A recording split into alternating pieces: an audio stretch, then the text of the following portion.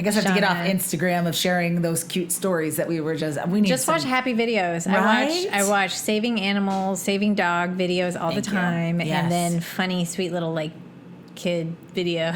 Yes, I'm sorry. You have to. No more of these. You know, and that actually perpetuates really good energy because laughing always feels good. Feeling, something that hits you in that pure kind of joy, laughter type of place. Nothing like it. There's nothing wrong with that. Do that. Do that as many times in the day as you need to make yourself feel good, especially in this time. So do it. Hell yeah. Yeah, and nothing like a cute koala, like a little panda eating. There's nothing like a panda eating. Have you seen those videos with the koalas in the museum in China where the people try to clean their pens and the koalas keep trying to like tip it over? I heard they're little assholes, to tell you the truth. Like, yeah. But it's cute to watch. Exactly. It's adorable to watch, especially with like a cute little ditty underneath. You're like, okay. Right, a little ditty. Yeah, all day. I got time for that all day. And then little babies and yeah, that's what it should be about. Yes. Social media can be a negative thing, but it can be such a beautiful, positive thing as well. Like, I'm a firm believer in actively managing your social media stuff. I've always been that one. I remember when Facebook first started, we were on it. I have no shame in my game. I will unfriend like in a heartbeat. I love it. And I know a lot of people were like, like, oh, you can't do that. What if this? What if that? I'm like, no. Yeah.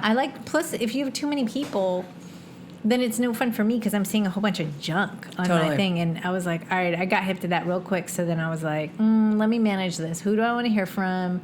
Who I don't care, who I'll let in for like 2 seconds so they can be nosy, and then I'll cut off because I do the same. And then, right. But do that, and it's a good practice. It's been a good practice for me because then I control what's being sent to me. I control kind of as much as you can anyway with however all the things are working now. I'm going to put a link. I don't know if you guys know this about Vanessa, but I'll be her publicist right now. You did the greatest short, and it won awards, right? You did the greatest short about social media. Let's start here real quick. We'll put a link underneath this video. Thanks. But no, it still sits with me, actually. It reminds me of like, and how many minutes is it? Like 7 minutes. And it's like a Twilight Zone, but like I feel like I'm really living in it. I know people exactly like this. Like, tell everybody before. Honestly, I did it with a friend of mine, Alex, and Chando, who is a great actress, director now. And she directed, I wrote it, and it was pretty much based on social media and how it can make you feel, and there's a lot of that FOMO thing that kind of happens with it, that fear of missing out, and how that affects you mentally and what it can really do. Now, we're older, so we're not as susceptible, I suppose, to that FOMO-ish thing that like a lot of 20-somethings, 30-somethings now, teenagers, are going through. But there definitely is, it's a natural feeling to be like, oh, what did I miss? But if you're more secure with yourself, you're okay. You're like, just let me know. What was it? Tell me about it.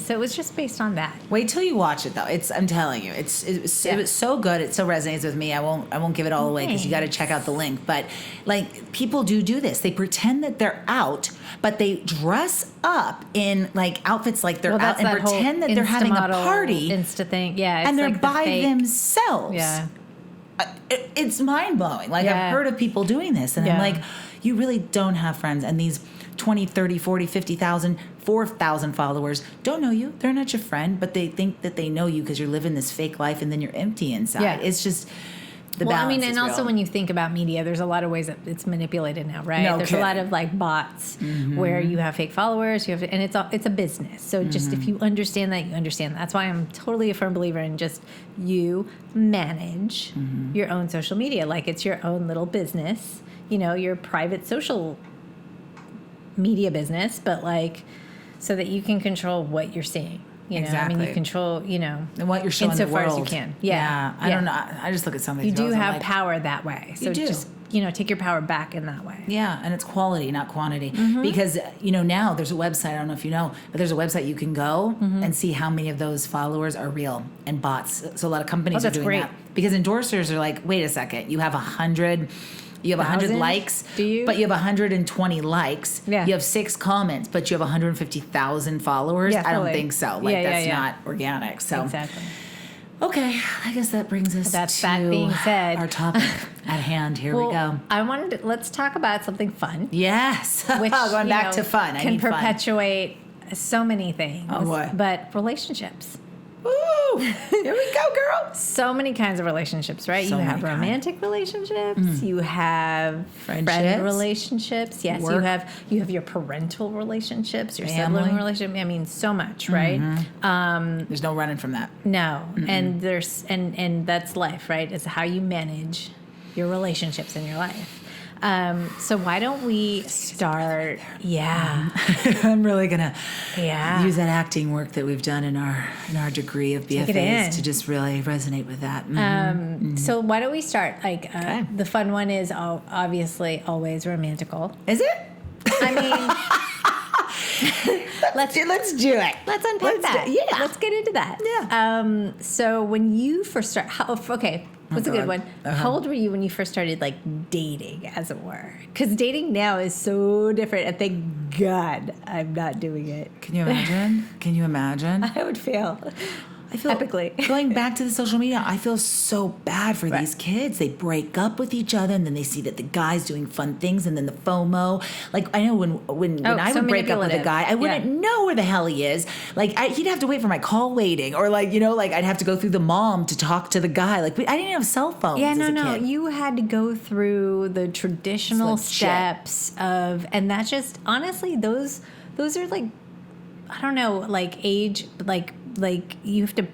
Coming of age, passes that you have to go through so that you can be a better person as you get older type of Damn thing. right. You know I think what that's everything that's wrong with the generation now, you earlier. can just kind of skip through all that kind of stuff. I agree. And when you're like still young and insecure and you just want to hide things from your parents all the time because you don't have to deal with like learning or texting with a breakup and being like, I'm breaking up with you. No, no. You used to have to do that, like to each other's yeah, and really be a quality and learn person. how to like talk exactly and handle hard conversations and conflict and like now it's just so easy to deflect and hide. Not that you couldn't do it back then, but it was just harder. Well, you have to do that to be a legit human. Like you had to. You're going to go through that at some step in your life. Yeah, whether you're 20 or 50. Like if you don't do it at 20, you're going to do it at 50. And if you're not, man, 11, that's rough. what about that? You know what I mean? Yeah. Like, yeah. Mm-hmm. Okay, so okay, how old were you when you first started dating? I don't know. I was old, I think. Really? Like my first relationship, what do you consider? Because like high school. Let's go high school. Not really. I did more of the drama Boys. program. I did. I had a guy, he's not worth talking about, whatever. But I think my first real one, and I consider it real, is like in college. Really? Yeah, he wasn't. Well, no, let's be real. Let me him. He wasn't my friend. You know I let me him. No, it wasn't him. Okay. But it was a guy before that. But I didn't find it as real as like moving away from home and doing that. But I would say the first one's like 15, and then again, not till 19. What about you? Same, 15, ninth grade. Okay. Ninth grade. Yeah. And it's like when you're just figuring out. Funny enough, though, I went to an all-girls Catholic high school. So that was odd how that happened. And it was like a boyfriend of a friend of mine. Well, you're finding the boys because they're not in school, right? So you got to be like, oh, you got one? You got one? You found one? And it just happened all funky. And then that's where I learned the lesson of, the unsaid rule of you just don't date friends' exes and stuff like that. Ooh, okay. The girl code kind of thing? Yes, the girl code. And there's that girl code. Mm-hmm. And I'm like, oh, all right. But we were cool. Me and my friend got peace on that one. And then, I dated. And then you figure out what that is about. But how do you categorize that at 15? Like, that's her ex, but were they together a few days? No, they were just talking on the phone. Yeah. Exactly. So, super innocent, right? Right. Just talking on the phone. Okay. And then, like, if anything, kissing. Like, that's what you do. Or at least I would hope that's just what you do. Not anymore. I know. They grew up super fast. Yeah. Mm-hmm.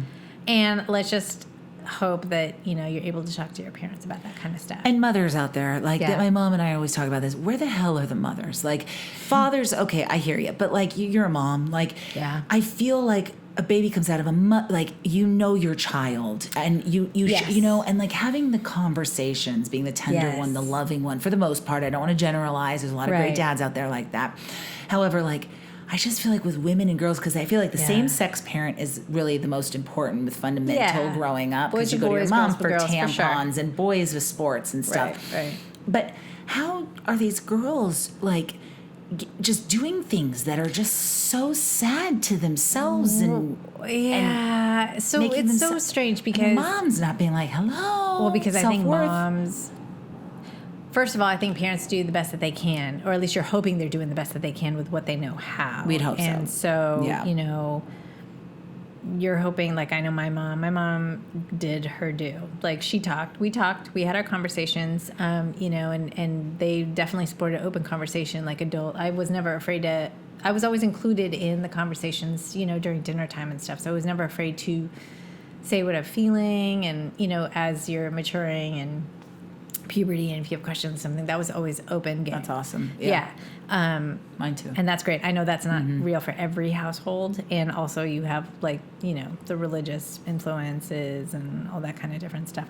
I get that. However, let's just be real and practical. It's happening. So you have to address it.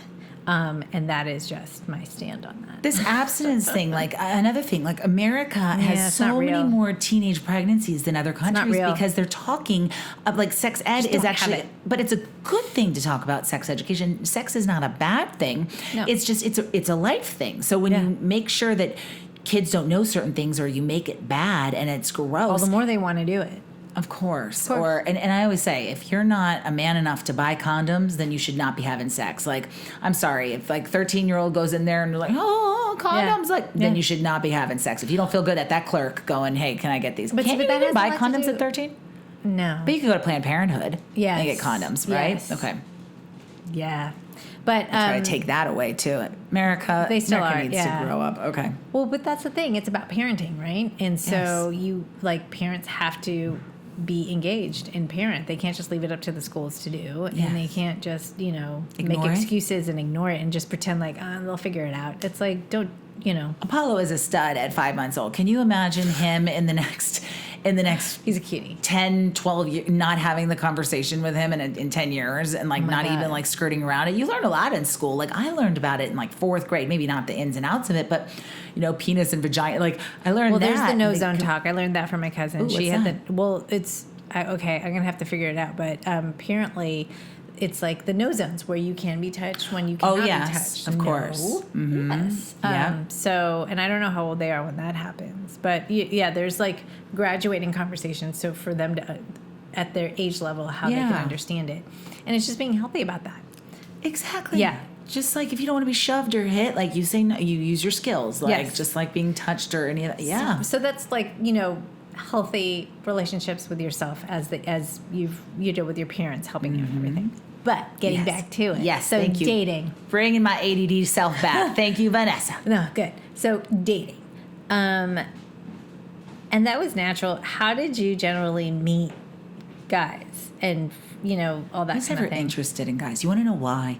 Is because I would watch Oprah, Montel Williams. That's how old Sally Jesse Raphael. Love me some Montel. And then my mom had a girlfriend. I can shout her out. I love her, Debbie. Yeah. And she was in her late 20s and 30s at the time. And she would pick all of the worst men on the planet. So she would come to my mom's house. I was always going to be there. Yeah. And she would be talking about the nightmares of like, and my mom would always be there to mentor her and give her advice and stuff like that. And they both would look at me and be like, don't do this. Like, look at a man's actions. Don't put yourself out there. Don't chase a man when he tells you that he doesn't want you anymore. Easier as a said person. than done, always. Understood. Yeah. So I went into theater. I went into act. Sure.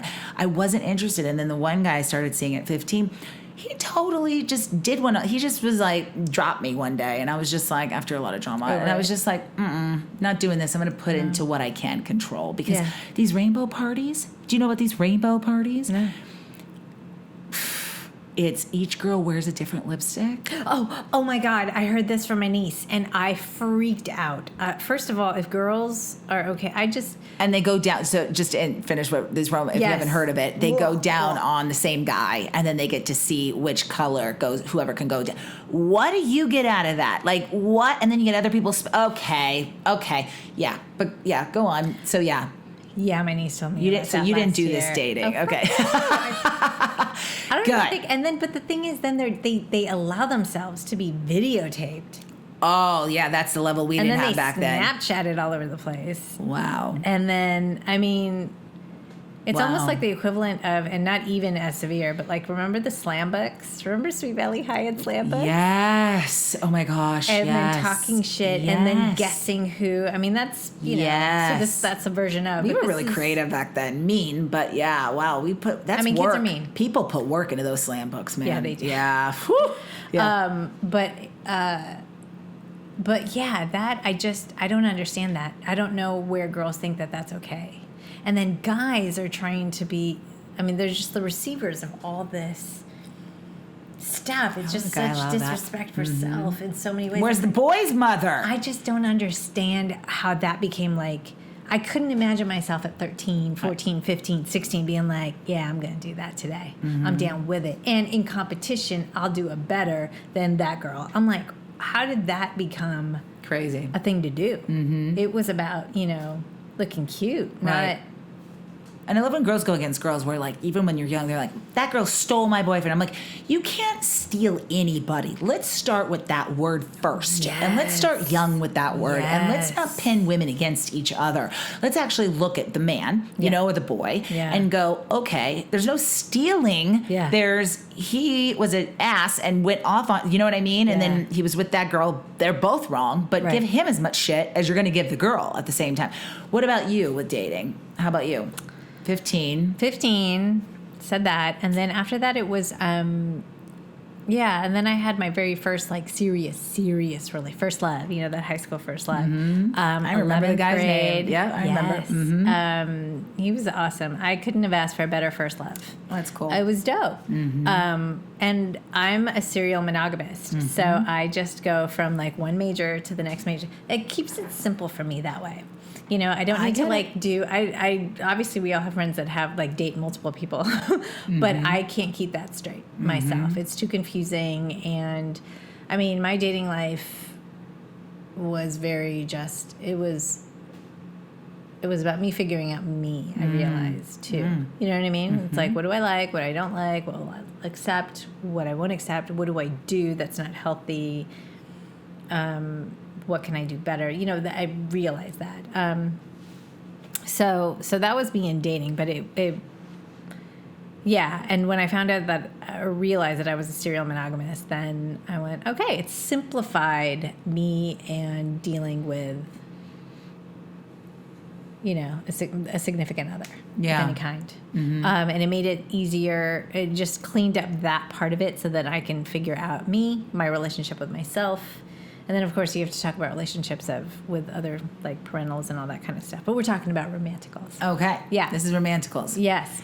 Okay. So you brought up your mom's friend. Yeah, so I watched her. Right. So there's always the girl or the woman strong in her, you know, professional life, friends, social circle, the whole thing, super strong, super about it, clever, the whole bit. But when it comes to the man or, you know, their private relationship, because I don't want to just like minimize it to the man now, what they become this like mushy hot mess. And I've never, like, I understand it because you never know what happens, but it's always about insecurity, right? And then communication. It's like, how do you stand up for yourself in that scenario? Because that's what I figured. That's what it had to be, kind of. Like, how do you overcome that to be better? And it's hard. Well, you know what's interesting? Again, me with the things that I find because this is who I am. Yeah. But I always think about this. It's funny. So what do you think about this quote? The goal is not a perfect partner. The goal is a mostly safe one. Yeah. Big time. Yeah. So I don't know about you, but I want to start a calendar that's called husband porn calendar, where it's like my husband bending over, like half, like with shorts or whatever, but like doing the dishes or just like putting the stuff in the, like doing household chores. Like that's sexy to me, right? Him being just like, when he says he's going to do something, does it. Like him having my back. That's you now. This is me now, okay? This is not the young version Superman of me. was around. Okay. But the old version of me used to think bad boys were sexy, right? Like, not that my husband's not a bad boy, but like, I mean, like the ones that were rugged and tough and the fighting and the drugs and this, and I was like, oh, that's hot. Yeah. But then you're like, get me off of this ride. It wasn't comfortable. It wasn't great. And it's not safe. No. So, you know what I mean? It's like the safe part. Now, you can't build a fence. This is another thing they try to preach all day, every day in the Bible. Yeah. You can't build a fence big enough around a person that wants to leave. Whether it's a woman with woman, man with man, any human of any kind that wants to leave is going to leave. So I watch a lot of this, and this is an addiction as well. I watch a lot of these women, men, all different kinds in relationships, queer, trans, whatever it is. Yeah. Try to be with people that they know from the beginning. When a person tells you who they are, back to Maya Angelou, listen. So they try to change them. They try Yes, you can never change somebody. That was something I had to learn too, for sure. Right? And you spend just takes all your one, time. I feel like. Yeah, or totally. if you're dumb, if you haven't learned your lesson. I've been dumb. Like, if you haven't learned your lesson, it takes a few more. But Yeah, but eventually you should learn it. For sure. Well, I think everybody does eventually. You think? I don't know. I've had some aunts, like some great aunts that never did. They perpetuate. Yeah, for sure. Never did. And they loved the womanizing, drinking. Like, there's a lot of mental health issues, but like, that was their drug. Because what they're used to. But also, those women back then, my grandmother never learned how to drive. So, like, she never could have a college degree. My grandmother. So bizarre. Like, and she just And it was because my grandfather never wanted her to have her own independence. So he would just say no.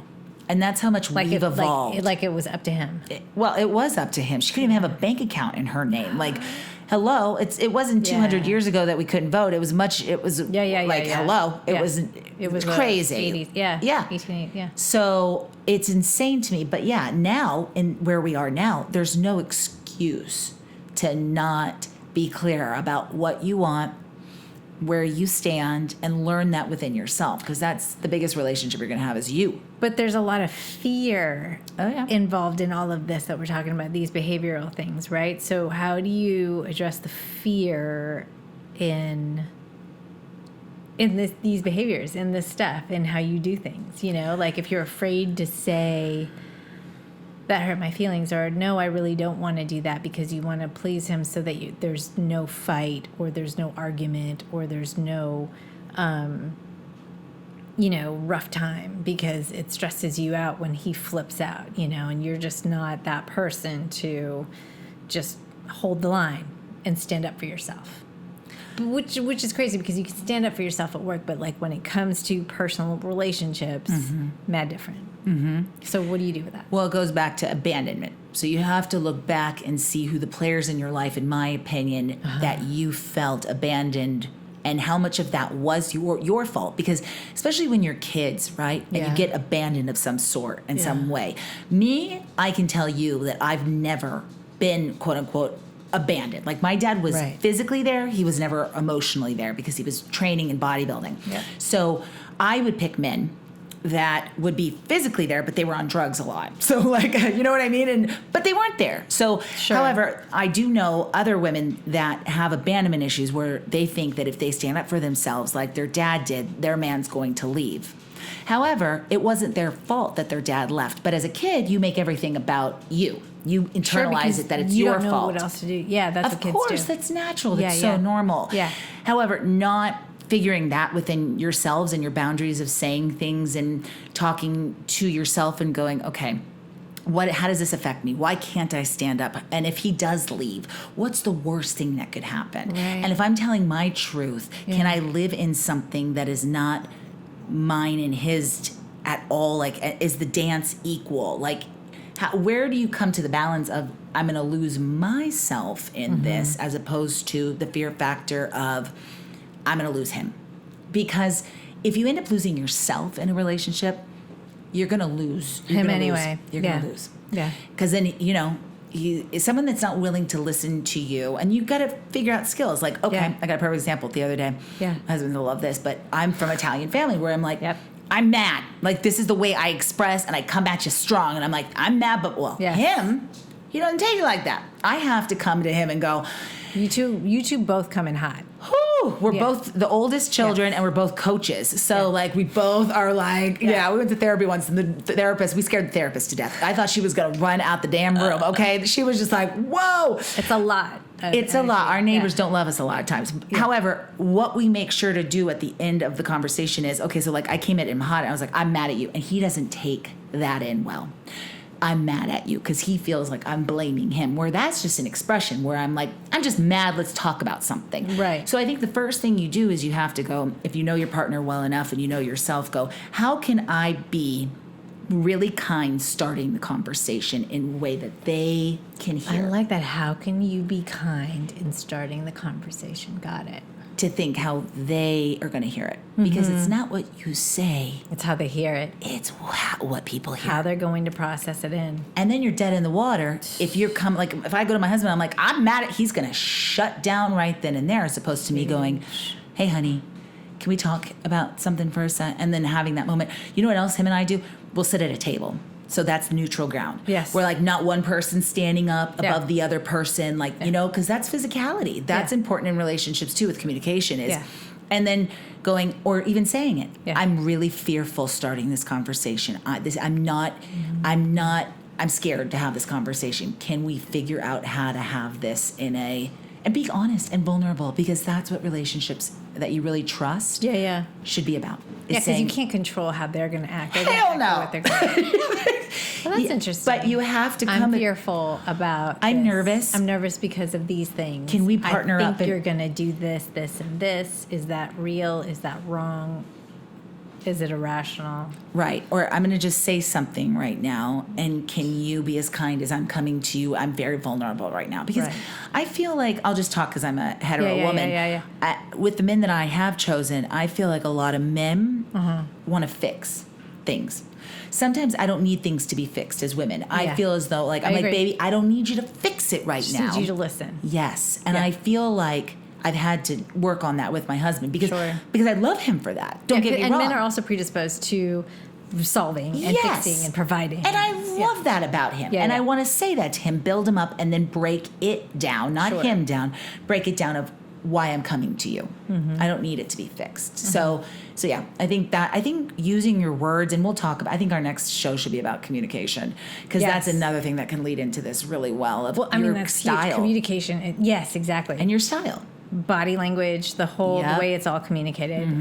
Because I know sometimes if I anticipate conflict, which, that's not something I'm super comfortable with, I've learned to get better at it, and I've learned to, communicate through, perceived possibilities and stuff like that, just because that's just what I do. So it's about communication skills and getting better at it and all of that. That's so insane. And that's a beautiful way to not want to give up on the person, because still hard. It is hard. However, when you're in something long enough that you can trust it and it's safe, and and you could be like, I don't feel safe with myself talking right now. Can you listen? And also we've done Meisner, where I don't know if y'all know out there, but like Meisner's where you repeat the thing over and over. And sometimes I'm like, now can you tell me what you heard? Where I'll say a few things, and then I'll have him say, this is what I heard. And then little bit by bit. And I'll be like, no, baby, that's not what I'm saying. So what if you have a partner who is just not listening, will not listen, shut down, and you're trying to be vulnerable and communicate and share and get across? I mean, in those moments like that, what do you do? Because I'm sure that's in many cases where you're super sensitive, you're super vulnerable, and you're just getting hit you could see it like brick wall. I would say to that person, what I've done in my past is I said, if you're not able to receive this right now, I need you to come back to me when you're ready. Yeah. Because a lot of times... But it takes a lot of bravery and courage to even say that. It does. Because what if you don't have the safe space in the relationship to even have that kind of... But there has platform. to be something. The ball has to drop at some point in 100%. a little way. Because otherwise, if it doesn't... you're dancing around things, and then it turns into bigger things, resentment, and then anger, sure. Yeah, because And also, if you don't start the conversation, like, okay, I had an ex, we all know Llama Boy, had an ex where I went to therapy and she said, you are responsible for your actions of why he left. And listen, I wasn't in love with the man at all. Yeah. But anyway, he left. He ended up leaving, which was better for us all. But she also said, you're responsible for you, but you're not responsible if he didn't tell you what was going on. Yes. And what the deal was. You're not responsible for that. Because he didn't have the balls, pretty much, to communicate. Yes. Even if he said he tried, he didn't try in the way that I could hear him if he did. And then he just up and leaves. Yeah. So, you know what? Fuck that. Fuck you. Bye-bye. Right. However, I think it's important That's really good. to let people, and I also think it's important to let people say, hey, because I could be in a moment with you right now, and you're like, it's not the time. And I'll be like, okay, but I need to talk. And you're like, I can't receive it. Got it. So then I'll be like, hey, can you come back to me? And it doesn't, because I feel like a lot of times too, I don't know about you, but a lot of times when I'm like, I'm also the woman that over communicates. We'll talk about communication later, but like, I just feel like sometimes though, my husband will like I'm like, babe, can I talk? And it could be something about, we could be talking about Previnex or something, but he'll think it's like, here we go. Yes. You know what I mean? Yes. Yep. Yeah. And I'm going to say, listen, this is 5-10 minute conversation. I'll put the clock on right now. I just like little steps and things. How can you hear me? But at some point, for you to grow, for me to grow with inside of myself, the relationship to grow. For the relationship, I had to say, come to me when you're ready. Be extra kind. Let's have really kindness with this. Let's sit down, whatever works for us. Yeah. And then let me be vulnerable enough to tell you how I'm feeling. Now, if they want to negate that, that's on them. And then how do you work through that? Back to your question is, you know what? It's a lot. I know a lot of women that have babies and marriages and they can't get out. And they have a husband that will not listen to them. Mm-hmm. And then what I would say is, do something with your girlfriends. Do something that's an outlet, and because you know what, a partner can't be everything for you. Yes, no. So looking at those expectations and saying, managing your own expectations, like from the movies, managing your own like I want my husband to buy me flowers. I want to. That's not who he is every week of the day. That's and you should fine. have known that. And you know what? Yeah. But he is the first one that will, provide emotionally if I need it, protect, and proclaim and say, this is my wife. Like this. And you know what? That's good for me. And you're going to be the one, as my girlfriend, that we can look at fun flowers together. We can go shopping together. Like, just, you don't have, one person doesn't have to be everything. Share the gaze, share the perspective, the whole thing. Yeah, absolutely. Exactly. Yes. Yeah. So if your partner can't be that, look at the things that he or she or whoever your partner is can be for you. Yeah. Highlight those. Yeah. Because sometimes a person you pick may not be as evolved emotionally as you. Oh, for sure. As artistically as you. Like, you guys came together to balance for some reason. Mm-hmm. So look at how you do balance and why, you know? And then being mean doesn't do anything. Doesn't help anywhere. It just doesn't. That's so interesting because it's true. When you're in a relationship, you realize, especially if time goes on, the length of time you're together, the whole thing, you start to know each other better and you realize each other's failings, positives, and then you're supposed to kind of help each other raise that so that you can be the best you can be for each other. Mm-hmm. And then allowing for the space to grow separately, individually, and then together too. Mm-hmm. And that is also the thing about marriage. That is where where the work comes in. Yeah. And I look at a man's actions. I don't look at their words. I'll tell you why. Well, I mean, for me, they kind of have to meet each other a little because you got to be able to communicate and convey your actions after a while, because just showing doesn't necessarily mean the other person is hearing. Sometimes you want to hear that you're loved. Sometimes you want to hear, I understand. Yes. Or, hey, you look nice. You want to hear those things, not just show. 1,000%. So that's why whenever I hear that, I'm like, you got to do a little bit better than that. Right. You know what I mean? But I know what you mean by that.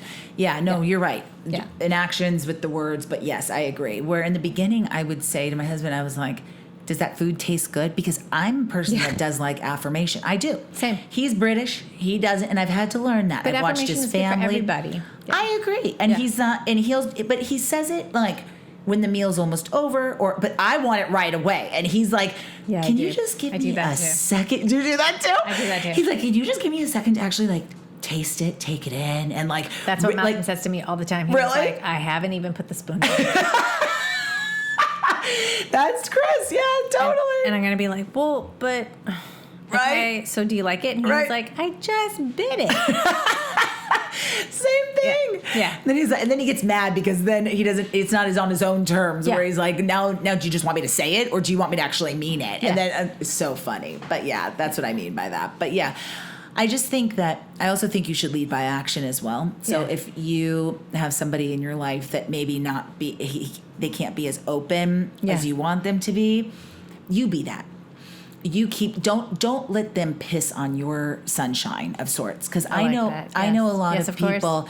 I know a lot of people that these men or women or their partners have dimmed their sunshine, their light. Can't let them do that for sure. You can't. Yeah. And so it doesn't. That's where self-love comes in. Yes, and knowing who you are and acknowledging it and just going, okay, you want to have a pity party today? You go do that. But I can't live in that right now. I'm going to continue to do me. And if you want to come along, you're always invited. You know, you're always, come on. But I'm going to have that conversation. Yeah.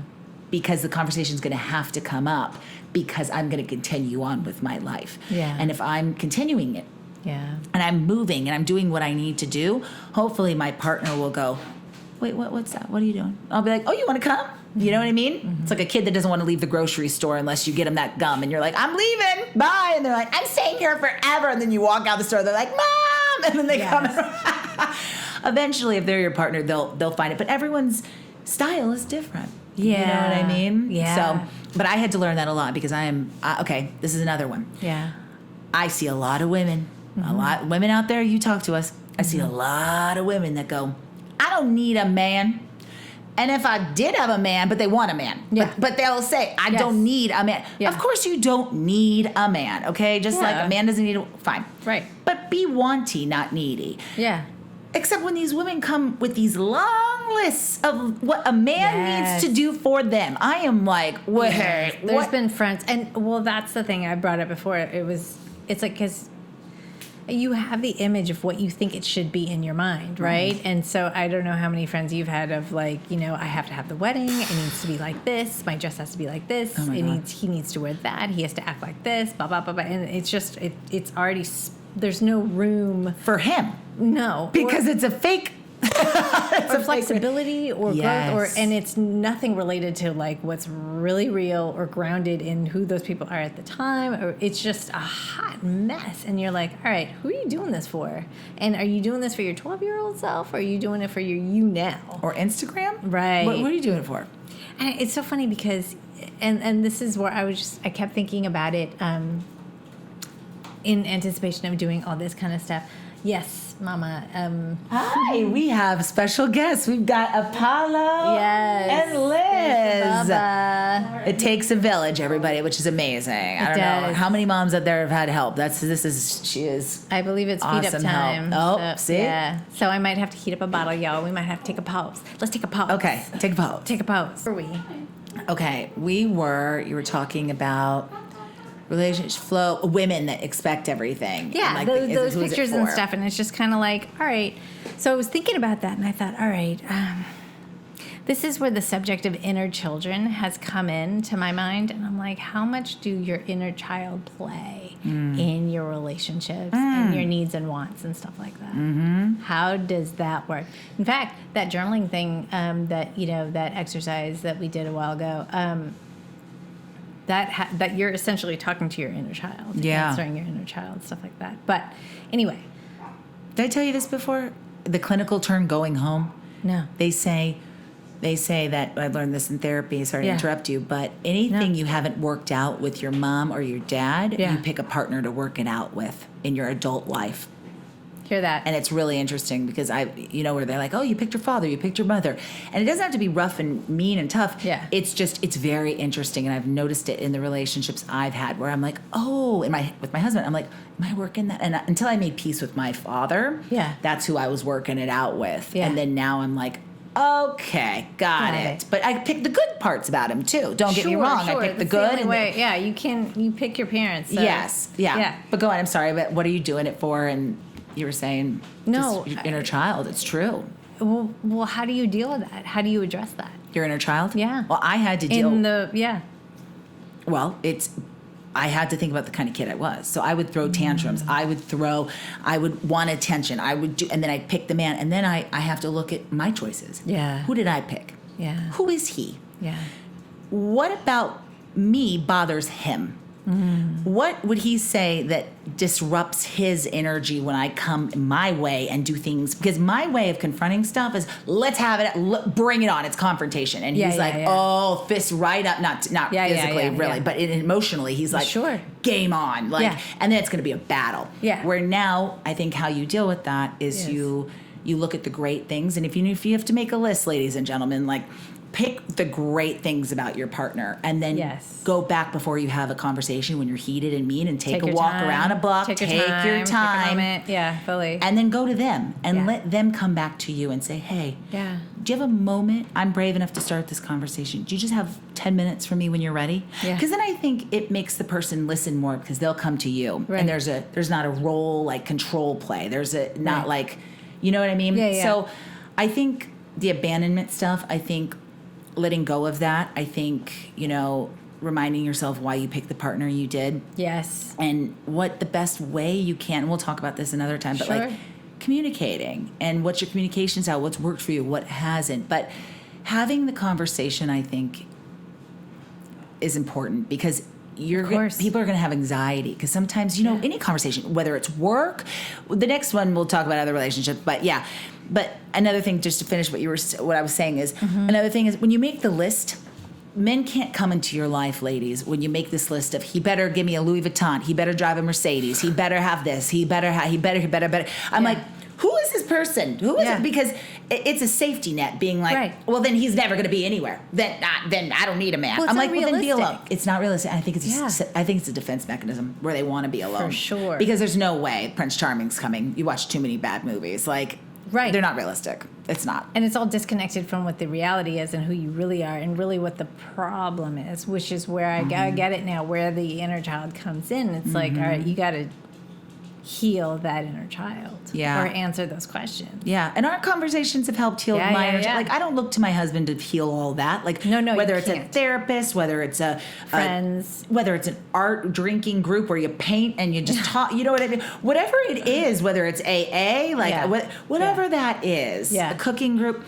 do it through there and bond and know that you're not alone feeling like that if you can't feel safe enough to go to your partner right away. That's what I would say. Yes. And don't eat your emotions, but I will eat Previnex right now. So it is snack time. And I think it's snack time for your baby too. I think it's time to breastfeed. And on that note right now. It's snack time for the baby. But Previnex, I'm loving the cashew quinoa cherry bar. So good. And eating well too is important because it'll keep your sanity. So if you want to have a honest conversation with your partner, your boss, any of that, make sure you're level-headed and you don't have too much sugar and toxins in your body because those conversations are going to be insane. It's true. Just look at the elements of like the moment and the time and everything like that. But also too, like, just kind of ground yourself as you throughout the day as you try to approach all the different kind of relationships and communications you're trying to, as you carry yourself through it. Right? And also, one last thing, I would say do worst case scenario. Yeah. So if I'm about to have this conversation with my husband, what's the worst thing that's going to happen? He's going to leave. He's going to take the kids. He's going to walk out. He's going to never talk to me again. What's the best thing that can happen? He's going to really sit there, listen, talk about his emotions, his feelings. Probably not the case with most men. That's just what it is. It's okay. He's going to be everything I wanted to be, and then he's going to have 12 dozen roses coming to me the next day. No, probably not realistic. Now, where's something in the middle that can really be okay? And then go to each end of the speculum. And what I would add to that is probably allow yourself to be pleasantly surprised. Yes, I like that. You know what I mean? Allow for something good to come out of it because that's the whole point of it is for something growth, some good to move forward, to progress. because you're bringing up the conversation, or this is happening because you want to get through to the other side. And you're brave enough to start the conversation. Yes. And my mom and dad, 40 years they've been married, but my mom said that every single issue or argument they've had has helped them get to the next stepping stone. Oh, absolutely. And it really has, to and learn if it about doesn't, who they then, are. you know, that's a different. Well, then that's a different thing. Then you have to look at. Then that's a whole other show. Yeah. So yeah. All right, baby. Awesome. Go feed that baby. Go do it. All right. Thank you guys for listening. Please don't forget to ring the bell. Subscribe to our channel. We have so much more to talk about later on. Thank you for joining us. And if you have questions, please come to us. Please, please, please. We are here for you to unpack, because God only knows we can learn through the process as well. Yeah. Let's all learn together. Yeah. Love each other. Yes.